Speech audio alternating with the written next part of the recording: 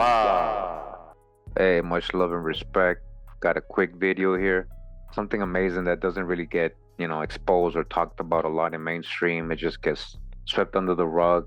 It just proves how silly these ancestry tests are.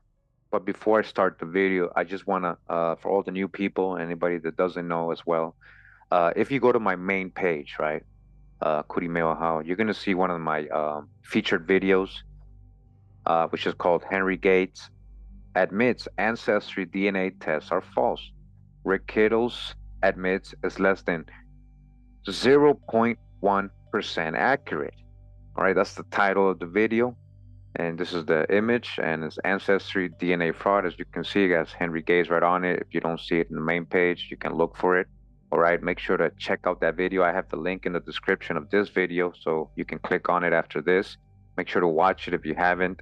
We're at the point that is really, really silly to still be using ancestry DNA tests to prove that you're African or anything else. These things are for entertainment purposes only. They're scamming you, and they're literally collecting your DNA. Pharmaceutical companies. So you can do it and everything. It's up to you. You want to find relatives, that's all good. But for ancestry, determining a specific location where your ancestors came out of, it doesn't work for that. Make sure to watch this video for the proof. All right, we got scientists telling you. So we're going to get a little preview of this video, just a short clip. We're going to get it from the horse's mouth himself so you guys can hear it. These DNA tests for ethnicity are entertainment value only. Entertainment value only. Entertainment value only.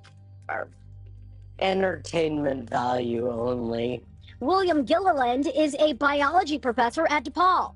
He says DNA kits can be great for connecting family members and finding relatives, but the science for ethnicity testing isn't as concrete.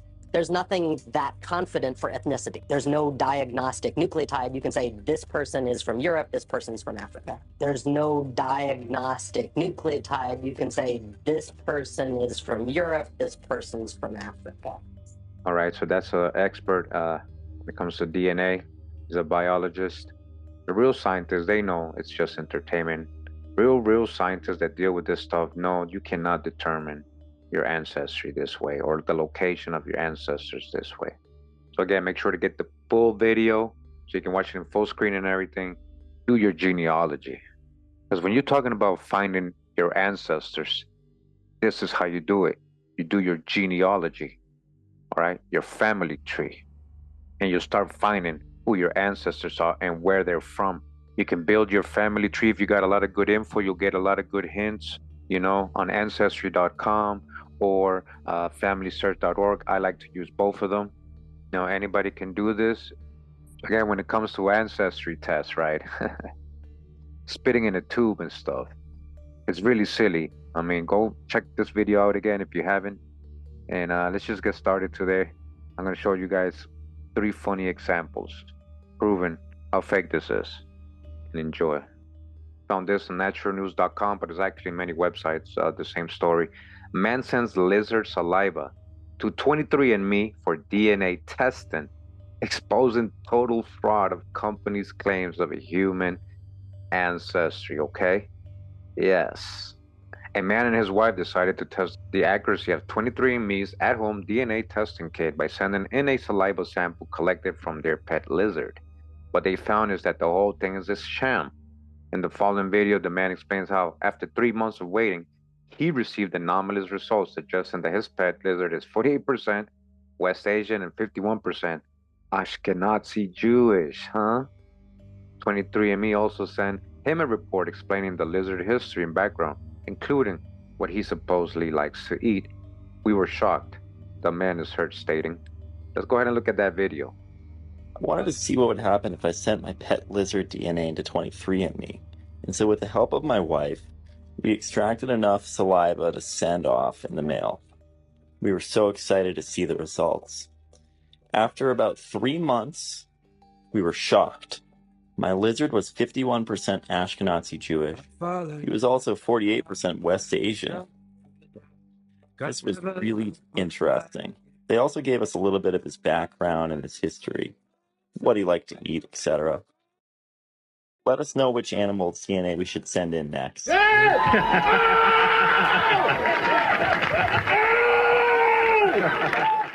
DNA testing companies say they can pinpoint your ethnicity.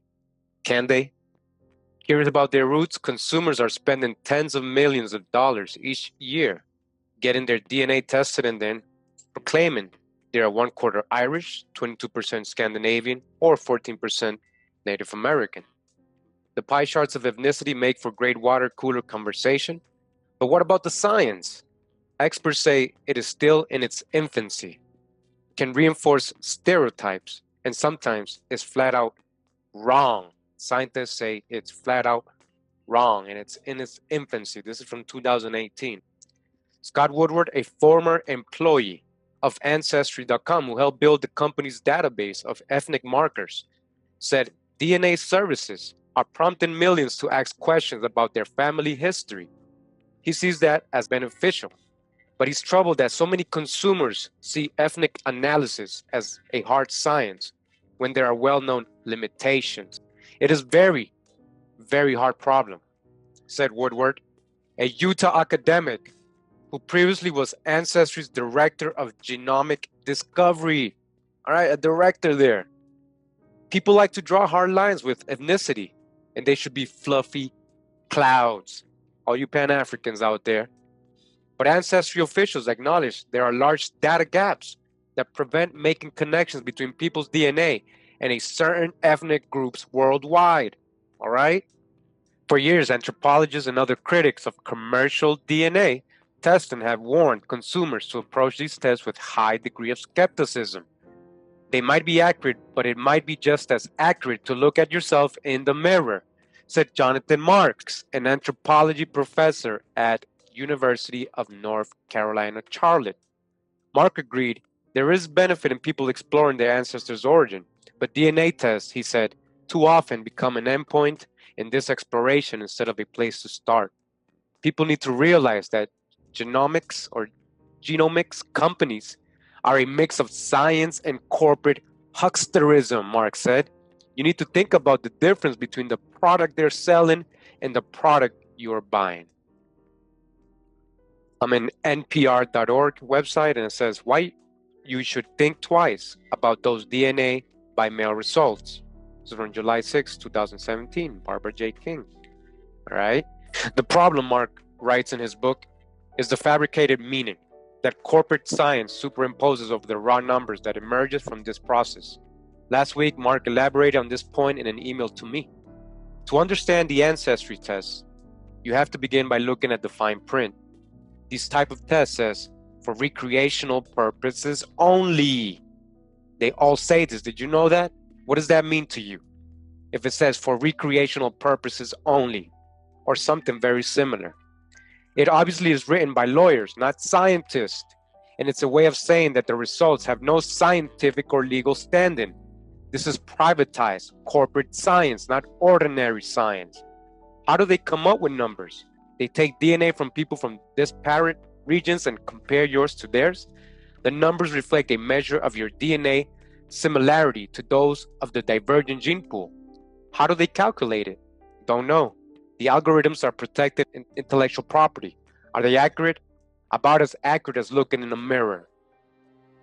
All right, now we're in CBC News Interactive, all right, from Canada. And this is an article talking about how people are, basically getting these fraudulent tribal cards based on fraudulent DNA tests. And they got a very funny example here. And I hope you understand what's going on here and how they lie with these tests, all right? So it says here, heredity or hoax. How dog DNA helped me uncover a suspected Indian status scam. Dog DNA? When Louis Cody became suspicious of a Toronto-based laboratory that tests people's DNA to determine their ancestry, he decided to try an experiment by submitting a sample from his girlfriend's dog for analysis. All right, you hear that? According to the results, Cody shares more than a friendship with Snoopy, the Chihuahua. They share the exact same indigenous ancestry. You hear this? So him and his dog have the same ancestry, indigenous ancestry. How is that possible? It says here, I thought it was a joke, Cody said. The company is fooling people. The tests are no good.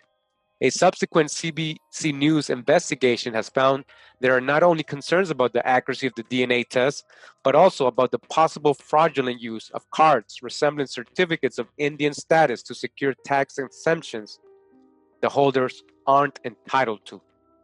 Coty from Macouche, Quebec says he first became skeptical of the results produced by DNA testing company Viagard Acumetrics last summer while working with a group called the Confederation of Aboriginal People of Canada, CAPC.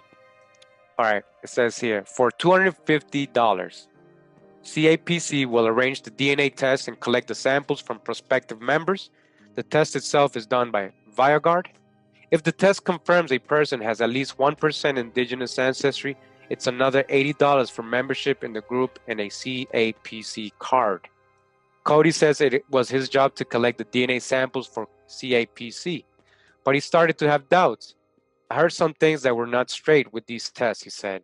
So Cody says he bought 3 DNA test kits directly from Viagard in July last year.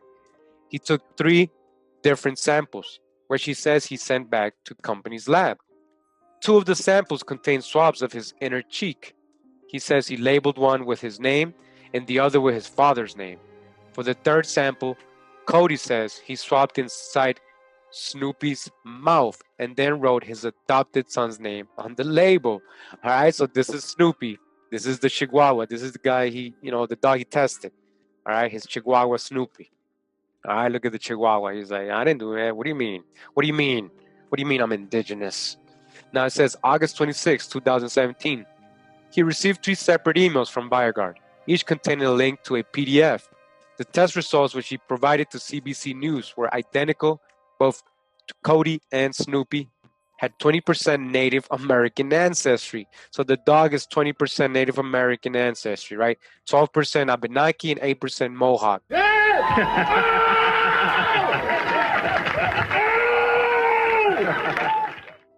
I don't feel very good for the people who paid for these tests, Cody said. They may have paid for nothing. All right, so we're in the same website, just a little further down. And there's this person named Brabant. He was suspicious about these, DNA tests and all these people with their cards, claiming to be indigenous. They knew they weren't, right? So he did the same thing, right? He says, Brabant says he had heard about Cody's experience. So he sent in a sample of DNA from his French poodle, Molly, to the same company CAPC uses for DNA testing. All right, here's Molly, the poodle, right? It determined the dog had 5% Native American ancestry, 2% Ojibwe, 2% Saltooks, and 1% Mississauga.